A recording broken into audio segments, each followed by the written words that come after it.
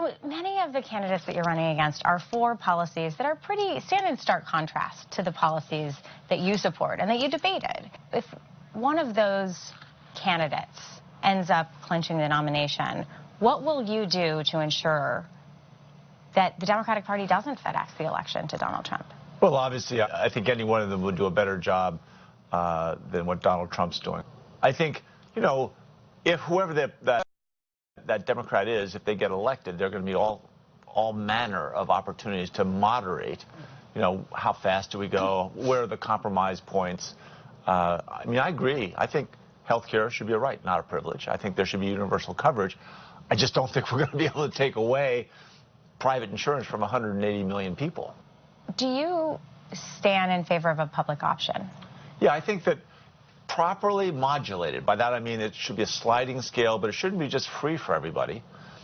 So there shouldn't be an opportunity for the government to go into business and directly compete against private enterprise and private insurance. You're against that? Right. I think any public option, and obviously it is going to be competing in a way, but it's got to be, there are algorithms you can create to make sure that it is looking at what is a fair price, right? And not artificially subsidizing a bottom below what anybody can make in the private insurance industry. Because the criticism is that a policy like that would just expedite a path to a single payer. Right, exactly. And I don't, again, if the insurance company is as efficient as they think it is, I don't think that'll ever happen, because I don't think government naturally can be sufficiently efficient to compete at that level. So my best guess is that a public option done properly will attract a sizable number of people, but there will always be private insurance for a variety of reasons. And that's what we see in Europe.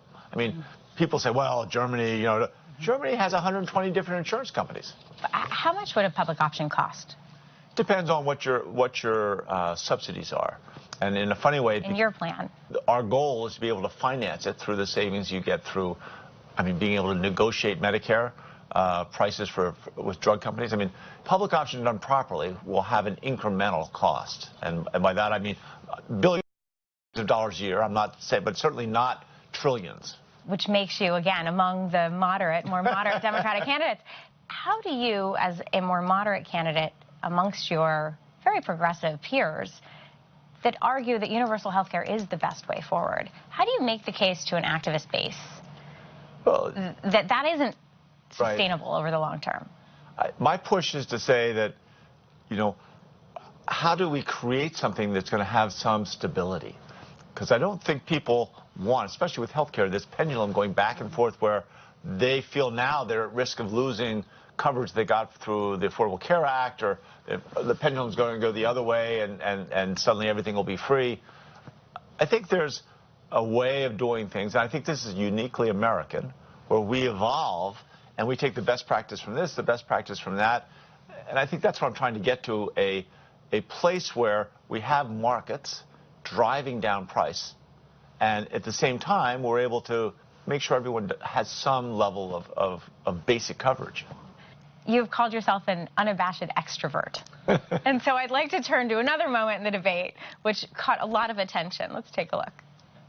The American people want to pay reasonable prices for prescription drugs, not the highest prices in the world. I've helped lead the effort for that as well. Governor Hickenlooper, I want to bring you back to respond. So, again, I think if we're going to force Americans to make these radical changes, they're not going to go along. You throw your hands up, but you haven't I can do it. But you haven't implemented the plans. Us governors and mayors are the ones that we have to pick up all the pieces when suddenly the government's supposed to take over all these responsibilities and there's no preparation, the details aren't worked. You can't just spring a plan on the world and expect it to succeed. Senator Sanders.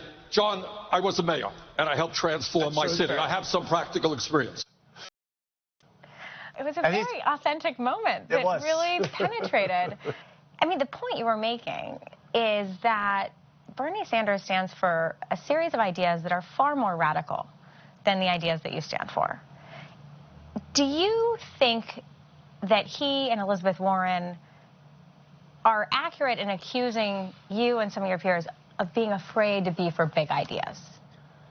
No, I think that's silly. I think it's interesting. You know, when I was in college, and you know, I grew up in the 60s, right? I marched on Washington against the Vietnam War. I marched to support civil rights.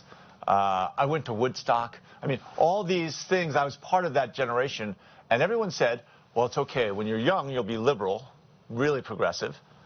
And when you're older, you'll become more conservative. And yet, somehow, Elizabeth Warren and Bernie Sanders are, if anything, more liberal now even than they were, although I think Senator Sanders has been pretty progressive for a pretty long time. Been pretty consistent, actually. But certainly Elizabeth Warren has come back the other way. But I look at that as, A, I don't say that they're excessively progressive.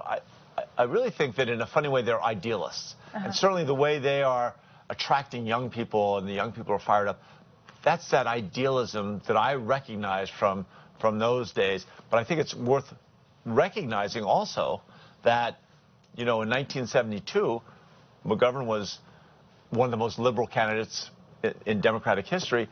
And, you know, Richard Nixon, I think certainly until today, was by far the most corrupt president we'd ever had.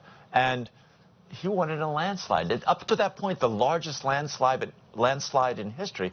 So I think Are you saying you fear a parallel between 2020 and 1972? I'm worried the party goes too far to the left, that so many of those independents are going to feel uncertain, especially in states like Michigan, where we were for the debate, Pennsylvania, where I grew up, you know, Wisconsin. These are states that the Democrats ought to be able to win against President Trump, and yet I think we make it a lot harder if we're, you know, out there talking about Medicare for all, right? The big idea is health care is a right, not a privilege. Now, they're fighting for one way to get there. I'm fighting for a different way to get there. We're both fighting for the same big idea. We'll have to let the voters see which idea is more saleable. In other words, which idea